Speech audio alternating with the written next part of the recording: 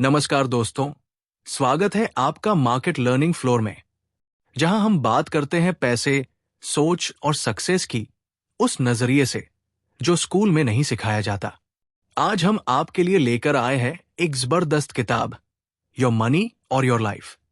ये किताब सिर्फ पैसे कमाने की बात नहीं करती, बल्कि ये सिखाती है कि पैसा असल में क्या है और कैसे आप अपनी जिंदगी की कीमत समझ सकते हैं। इसमें दिए गए 9 स्टेप्स आपके फाइनेंशियल फ्रीडम की राह आसान बना सकते हैं। तो चलिए शुरू करते हैं इसका अध्यायवार सारांश, आसान भाषा में, गहराई से। Chapter 1, the money trap, the old road map for money. इस अध्याय में लेखक बताते हैं कि हम सब एक पैसे के जाल, मनी ट्रैप में फंसे हुए हैं। हम पैसे को अपनी आजादी का जरिया मानते हैं, लेकिन असल में हम उसके गुलाम बन जाते हैं। बचपन से हमें सिखाया जाता है, अच्छी पढ़ाई करो ताकि अच्छी नौकरी मिले और ज्यादा पैसा कमाओ। लेकिन ज्यादा पैसा आने के बाद भी हम संतुष्ट नहीं होते, क्योंकि हमारी जरूरतें नहीं, हमारी खर्च करने की आदतें बढ़ती हैं। लेखक इसे ओल्ड मनी मैप कहते हैं, एक पुरानी सोच जो हमें दौड़ में डाल देती है। इस जाल से निकलने के लिए सबसे पहले जरूरी है कि हम अपनी सोच बदलें। हमें यह समझना होगा कि जिंदगी सिर्फ ईएमआई और सैलरी स्लिप तक सीमित नहीं है। अगर हम अपने पैसे और समय का सही तालमेल नहीं बना पाए, तो पैसा कमाने के चक्कर में पूरी जिंदगी निकल जाएगी। लेखक यही सवाल उठाते हैं, क्या आप अपनी जिंदगी सिर्फ पैसों के लिए दे रहे हैं? ये अध्याय हमारे सोचने का तरीका बदलता है और शुरुआत करता है एक नए फाइनेंशियल रूट मैप की। Chapter 2, money and what it used to be and never was. इस अध्याय में बताया गया है कि पैसे का मतलब समय के साथ बदल गया है। पहले पैसा सिर्फ लेन देन का जरिया था, लेकिन अब यह हमारी पहचान बन गया है। लोग सोचते हैं कि अगर उनके पास ज्यादा पैसा है तो वो ज्यादा सफल है, लेकिन लेखक कहते हैं ये एक भ्रम है। आज के समय में हमें हर जगह पैसा खर्च करने की प्रेरणा मिलती है, चाहे वो सोशल मीडिया हो, एड हो या समाज का दबाव।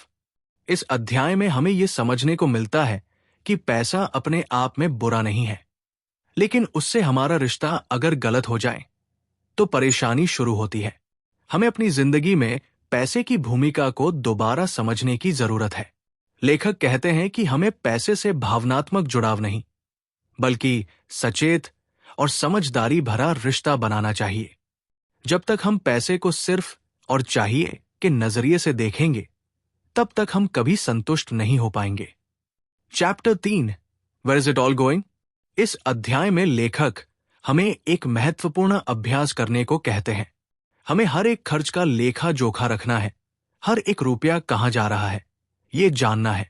अक्सर हम सोचते हैं कि हमें पता है हम कितना खर्च करते हैं, लेकिन असल में हम कई छोटे खर्चों को भूल जाते हैं। ये अध्याय हमें सिखाता है कि हर पैसे का हिसाब रखना ही पहली असली जागरूकता है। लेखक एक डेली मनी लॉग बनाने की सलाह देते हैं, जिसमें हम हर दिन क्या क्या खर्च कर रहे हैं वो लिखें। जब हम ऐसा करते हैं तो हमें एहसास होता है कि हम कितना पैसा गैर जरूरी चीजों में उड़ा रहे हैं। ये अध्याय हमें आईना दिखाता है कि हमारी फाइनेंशियल हालत क्यों नहीं सुधर रही। ये कदम आसान है, लेकिन बेहद ताकतवर, क्योंकि जब आप जान जाते हैं कि आपका पैसा कहां जा रहा है, तभी आप उसे सही दिशा में भेज सकते हैं। Chapter 4, how much is enough, the nature of fulfilment. इस अध्याय में लेखक एक बहुत जरूरी सवाल पूछते हैं, कितना पैसा काफी है? आज हम सब इस सवाल के जवाब के पीछे भाग रहे हैं, लेकिन कभी रुककर सोचते नहीं। लेखक कहते हैं कि इनफ का मतलब हर किसी के लिए अलग होता है। असल संतोष तब आता है जब हम अपनी जरूरतों को समझते हैं, न कि समाज की तुलना में खुद को आंकते हैं। ये अध्याय हमें सिखाता है कि कैसे हम खर्च और संतोष के बीच संतुलन बना सकते हैं। लेखक बताते हैं कि जब हम कुछ खर्च करते हैं तो वो हमारे जीवन के समय का हिस्सा होता है। उदाहरण के लिए, एक चीज के लिए अगर आप 500 रुपए खर्च कर रहे हैं, तो पहले सोचिए कि उसे कमाने के लिए आपने कितने घंटे की मेहनत की थी। जब हम इस तरह सोचते हैं तो हम समझ पाते हैं कि हमारी जिंदगी का समय कितना कीमती है। इससे हम सिर्फ पैसे ही नहीं बचाते बल्कि जीवन में संतुलन भी लाते हैं। Chapter 5, seeing progress, the monthly tabulation. अब तक हमने खर्च समझा, जरूरतें परखी। अब वक्त है अपने विकास को देखने का। ये अध्याय हमें सिखाता है कि हर महीने इनकम, एक्सपेंस और लाइफ एनर्जी का एक चार्ट बनाएं। इस चार्ट में हम हर खर्च को 3 नजरिए से देखेंगे। 1, ये जरूरी था या नहीं। 2, इसने हमें संतोष दिया या नहीं। 3, क्या हम इस खर्च को दोबारा करेंगे। ये तरीका हमें अपने पैसों से इमोशनल दूरी बनाकर तटस्थ नजरिए से देखने की क्षमता देता है। हर महीने इस अभ्यास को दोहराने से हमें धीरे धीरे ये समझ आने लगता है कि हम कहां फंस रहे हैं। लेखक इसे कॉन्शियस स्पेंडिंग का नाम देते हैं, यानी जानबूझकर खर्च करना। ये स्टेप हमें पैसे पर कंट्रोल देता है और फाइनेंशियल फ्रीडम की तरफ एक पक्का कदम बन जाता है। Chapter 6, the American dream on a shoe string. इस अध्याय में लेखक एक मिथक को तोड़ते हैं कि खुश रहने के लिए ज्यादा पैसा चाहिए। वे बताते हैं कि बहुत से लोग कम आमदनी में भी बहुत संतोष और आजादी भरी जिंदगी जी रहे हैं।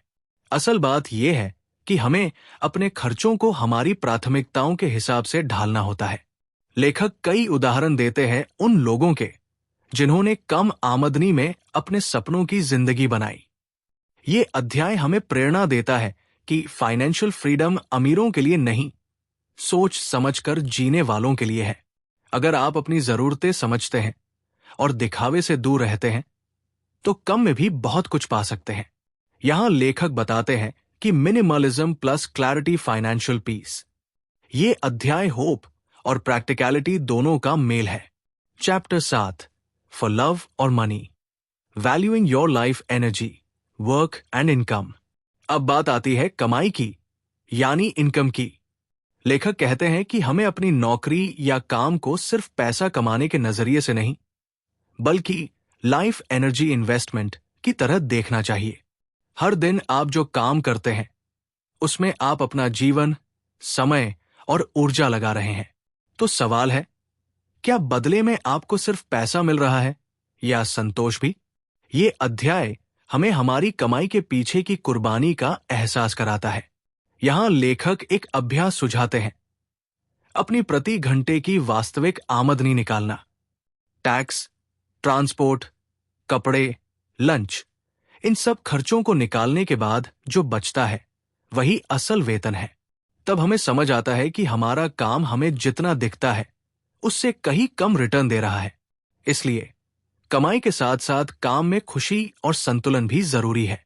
Chapter 8, the crossover point. ये अध्याय इस पूरी किताब का मूल उद्देश्य बताता है। क्रॉसओवर पॉइंट यानी वो बिंदु जब आपकी पैसिव इनकम आपकी जरूरतों को पूरा करने लगे। यही असली फाइनेंशियल इंडिपेंडेंस है। लेखक कहते हैं कि अगर आप हर महीने थोड़ी थोड़ी सेविंग और निवेश करें तो एक दिन ऐसा आएगा जब आपको पैसे के लिए काम नहीं करना पड़ेगा। ये अध्याय हमें उस लक्ष्य तक पहुंचने का तरीका दिखाता है। हर महीने खर्च को कम करना, निवेश को बढ़ाना और धैर्य रखना। क्रॉसओवर पॉइंट सिर्फ एक आर्थिक लक्ष्य नहीं बल्कि आजादी का प्रतीक है। Chapter 9, now that you've got it, what are you going to do with it? इस अंतिम अध्याय में लेखक पूछते हैं, जब आपके पास पैसा, समय और आजादी तीनों हो तो आप उस जिंदगी के साथ क्या करेंगे? यहां बात सिर्फ फाइनेंशियल फ्रीडम की नहीं बल्कि पर्पसफुल लिविंग की है। अब आप वो कर सकते हैं जो आपके दिल को खुशी दे, चाहे वो समाज सेवा हो, कला हो या परिवार के साथ वक्त बिताना। लेखक कहते हैं कि असली सफलता तब है जब आप अपने समय के मालिक बन जाएं। इस अध्याय में बताया गया है कि जिंदगी का असली मकसद सिर्फ कमाना नहीं बल्कि जीना है पूरे मन से। तो दोस्तों, आपने जाना योर मनी और योर लाइफ का पूरा सार। ये किताब सिर्फ पैसे की नहीं, एक नई सोच, एक नया नजरिया देने वाली है। अगर आप वाकई फाइनेंशियल फ्रीडम चाहते हैं तो ये किताब आपके लिए एक रोड मैप है। अगर आपको ये वीडियो पसंद आया हो तो लाइक और शेयर जरूर करें और ऐसे ही दमदार किताबों की समरी के लिए सब्सक्राइब करें मार्केट लर्निंग फ्लोर, जहां हम पैसे को सिर्फ कागज नहीं, सोच का खेल मानते हैं। धन्यवाद। शुभकामनाएं आपके फाइनेंशियल सफर के लिए।